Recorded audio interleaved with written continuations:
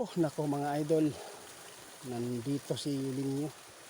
Paalala lang po, marami ngayon ang nag-request na dapat daw natin na tugunan ang kanilang hinanaing patungkol sa rally ng INC. Totoo ba daw na binabayaran ang INC sa kanilang mga leader para lang surpresahin ang EDSA ng protest rally mga idol? Subukan lang natin mga idol, si kaibigan, kung ano man ang napapakinggan po ninyo sa social media. Ang kumikita ngayon sa social media mga idol sa pinagagawa ng mga rallyista, ang mga vlogger, yun. Kaibigan, salamat.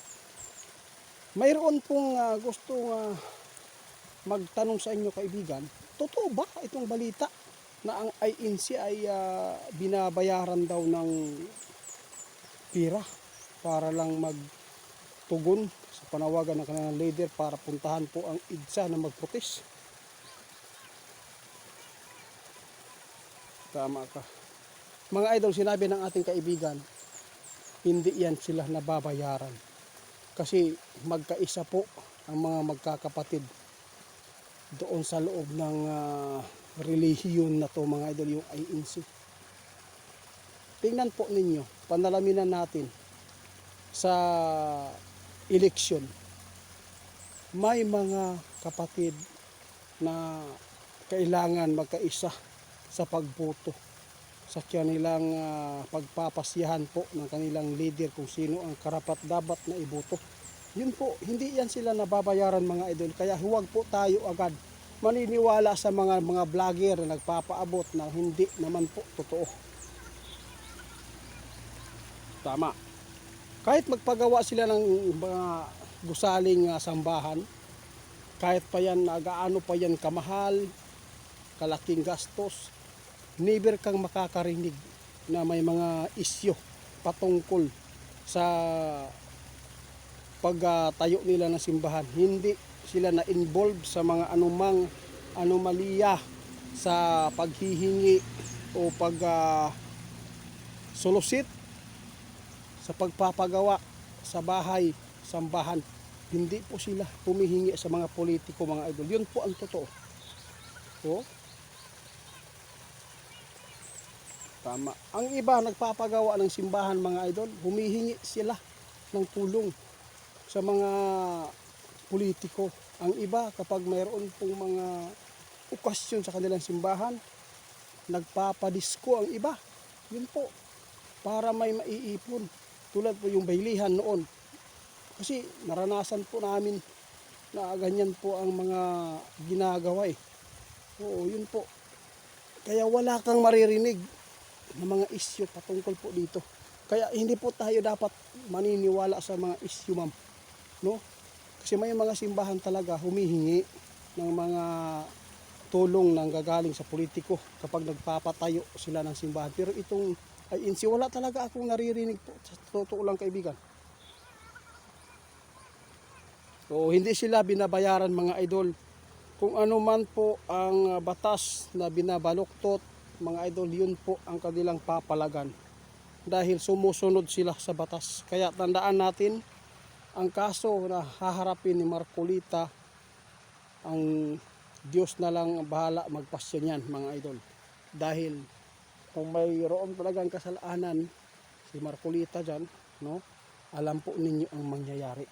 Talagang hindi yan papayag ang Panginoon kung ang tao na ginaganyan kung walang kasalanan. Kung mayroon pong mga mangyayaring masakit sa kanyang sarili, siguro may nalabag na batas, may nalabag na batas sa Panginoon yun. Pero kung hindi mananaig itong mga taong nanggigipit, ibig sabihin nito, hindi po siya nakalabag. Tama ka. Ang hirap lang dito sa ating bansa, inggit. Kasi ang aprobado daw dito sa bansa natin, kapag mayroon pong nagbigay po ng mga ordinaryong tao, yung pang private pa, ng mga businessman, na magbibigay ng 50 million, hindi pa daw yan patok hindi pa daw yan makakasuhan. Pero kung lalampas ka doon, aabot ng 60 million na may nagbigay sa iyo, bigla ka na lang magugulat na yun, kinakasuhan ka na lang kasi over na daw yan, hindi na daw po daw yan maganda. Pero tandaan natin ang mga vlogger, mga idol, no? Kung gusto ka ng isang taong mayayaman na magbigay sa iyo ng channel ng sponsor, katulad lang yan, mga idol. Tama. Ang magandang imbestigahan daw, sabi ng ating kaibigan, yung nagbigay, kung para saan yun. Imagine natin, ito ang babala ng ating kaibigan. Huwag tayo magpapagamit at huwag tayo magpapaloko ngayon, kasi ang gusto po ng dyablo ay pag-awayin po ang mga taong totoong sumunod sa batas sa Pilipinas. Oo, imaginein mo, sa pagka-congressman pa yan, tapos yung flood control, alam na nila may nagpatotoo na sila po ang magnanakaw.